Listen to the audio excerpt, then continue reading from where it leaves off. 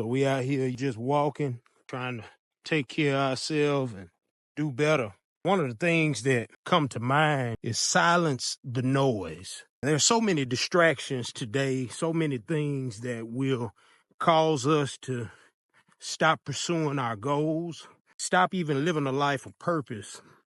God didn't put you on this earth for you to just be roaming around aimlessly. He got a purpose for you. His purpose is not aligned with what you think. It's aligned with what he thinks. It's all about him. I think what's going on right now is you look at social media, you look at the news, whether it's local or national, there are so many things going on to distract you. So you have to silence the noise. You got to turn it down. Don't get so caught up in the latest gossip. Don't get so caught up in the latest news and everything else that's going on. Because what'll happen is you'll be so focused on somebody else that you'll forget or neglect the things that you need to do. One reason while I'm out here walking, trying to get it, is I'm silencing the noise. It's very peaceful out here. Beautiful scenery out here. See, as a man, I focus on the 3 pillars. And for me, that's being a protector, a provider, and a man of purpose. That's what I focus on. God put me here for that. And so I have to fulfill all those duties. Now, that don't mean you get to run over them and use them or misuse them. But what that means is you understand the way that he functions. And if he is lacking in those areas, just like anything else, he can build up to it and he can work on it. Nobody is perfect. That's another P.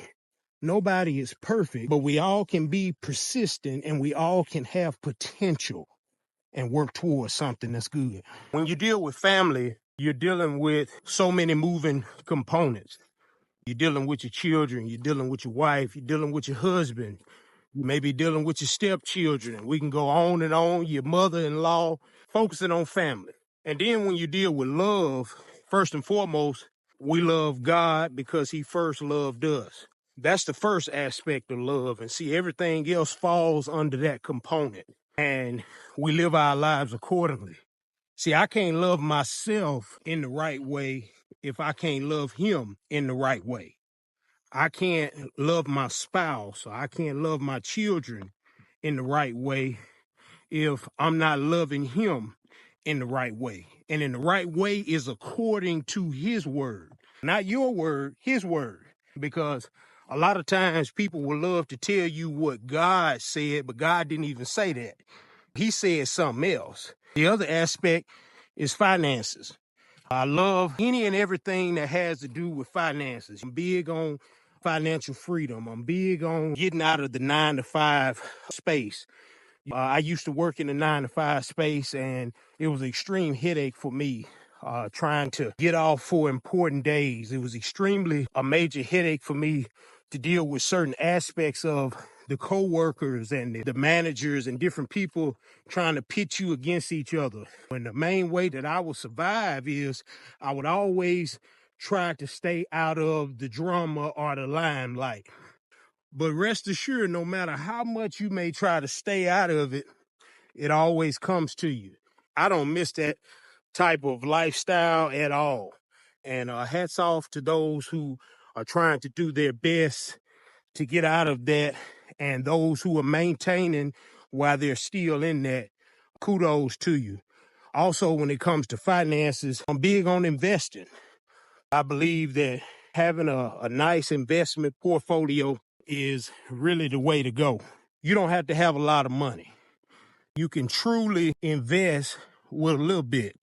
So what I do that helps me out a lot is I actually have it set up to where it drafts out of my account.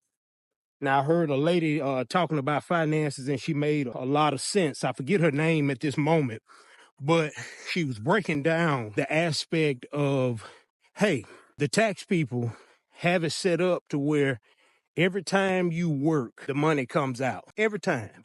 Why not pay yourself every time you get paid and have it automatically draft out? Because what ends up happening is you try to think about it, make a conscious effort to do it on your own, but it does not end up happening. When it comes to this money thing, the best way we can get ahead is investing. Don't just look at it as if I'm putting money back and I'm saving it. Kind of like grandmama them used to do, put the money under the mattress or the floorboard or wherever else. No, we in different times. Me personally, I'm invested in Diversifund. I'm invested in stocks, bonds, ETFs, REITs. I'm also invested in certain companies that I feel are good. We speak about startups. I'm invested in those as well. I'm even invested in certain apps. I like to support those people and invest in those people. And it doesn't take a lot of money to do this. And that's the thing that I've learned over the years is that you invest in small amounts. I'll invest $1 a day. Or you know what? I'll invest $2 a day. Or every week, I'm going to invest $5. Whatever it is, whatever fits your budget, whatever it fits what you got going on, do not allow your lifestyle to supersede your finances. Don't do that. That was a hard lesson that I learned because it's so easy to buy off impulse. It's so easy to want that instant gratification. Well, I worked in the grocery business for some time, and what ended up happening is you get to set up these displays and all these things which are geared toward making the customers buy on impulse. Because it's set up in a way to where as soon as you walk in, oh, I need that. But you got a list though. That's not on your list. But when you see it, you buy it. You got a budget. By the time you get to the line, you either have to put some back to sometimes people embarrassment, or you either have to go over your budget on what you were going to spend. You hear people talk about being frugal. You hear about people talking about getting on fire.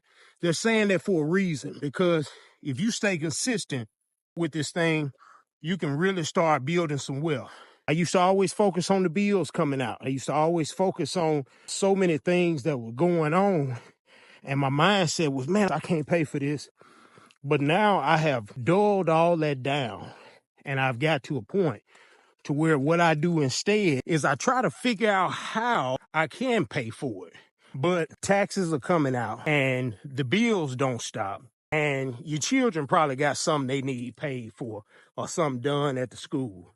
You got some stuff going on yourself. Or maybe you want to get away on a vacation or whatever it is that you want to do. My point is there is always something going on. And the old saying goes, if you don't plan, then you plan to fail. And that's just the truth. Now, sometimes we think of planning as just a long-term goal.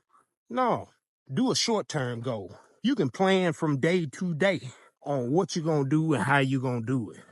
And that's actually what I would recommend, is because things happen on the fly, things that you're not prepared for.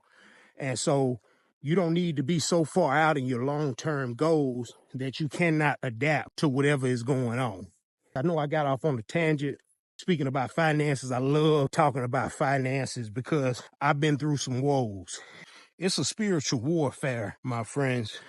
And don't get caught up in all this other stuff, because ultimately, this is not our home. Now you say, this is our home. I got a house right around the corner. This is your temporary home, my friend. This is not your permanent home. When you lose things, it messes up your whole world. And I'm not just talking about material things. I'm talking about losing the life of someone.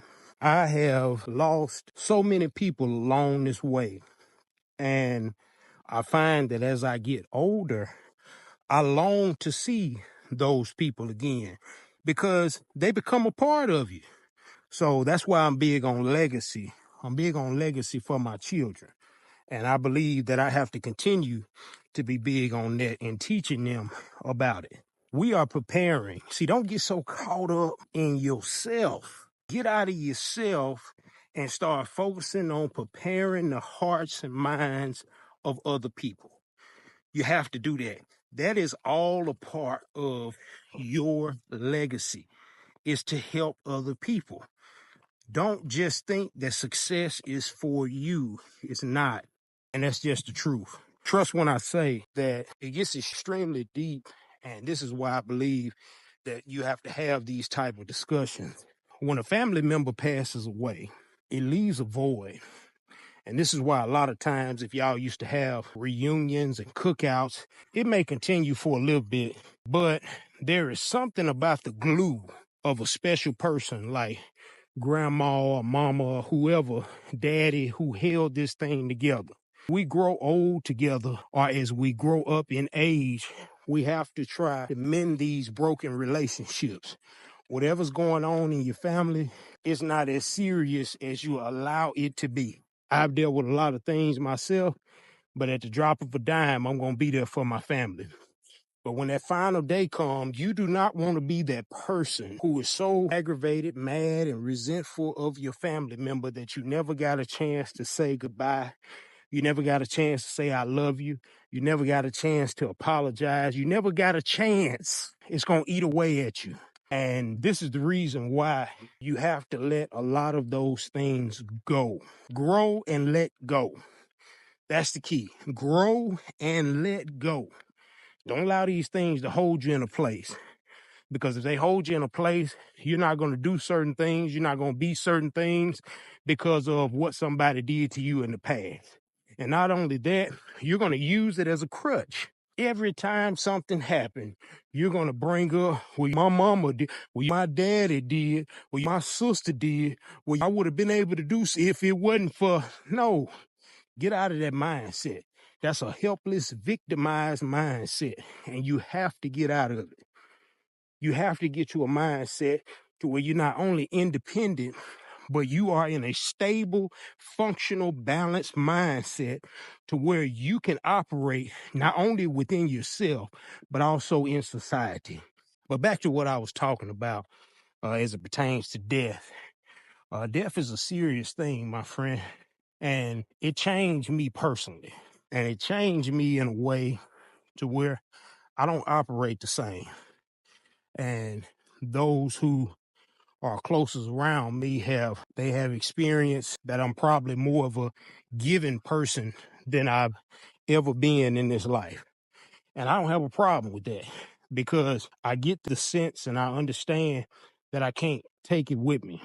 And I used to love the verse that says, what does it profit a man if he gain the whole world and lose his soul? But I don't only not love that verse now, I have more respect for that verse now. Because the most valuable thing you have is your soul. But a lot of people run around here like they bulletproof. No, you're not bulletproof. I don't care how many cars, how many houses, dog, cat, women, whatever you got. Nobody is bulletproof. Finish the work that you came here to do. That's why I love Jesus. I love how he came and he actually finished the work that he set out to do. He said, I came not to do mine own will, but the will of him that sent me. And not only did he come to do the work, but we know he finished the work by everything that was left. It was left complete. It wasn't left incomplete. When he was on the cross, we understood it is finished. What's finished? The work that he came to do. I want you to do the same. Finish your work. Do what you came here to do. Don't leave it incomplete because this is your legacy. And the same way we read about him, someday somebody will be reading about you. What will they find, my friends? Will they just find the hang-ups, the setbacks, the downtrodden, the beat up? Or will they find somebody that has risen from the ashes? Somebody who has been lifted up? Somebody who has changed their life around? Somebody who used to be bad, but now they're good. Somebody who loved others like they loved themselves. Y'all stay focused. And like I said, silence the noise. Focus on the spiritual more than the physical. Because one day, the physical is going to go away. Y'all be blessed. Stay true.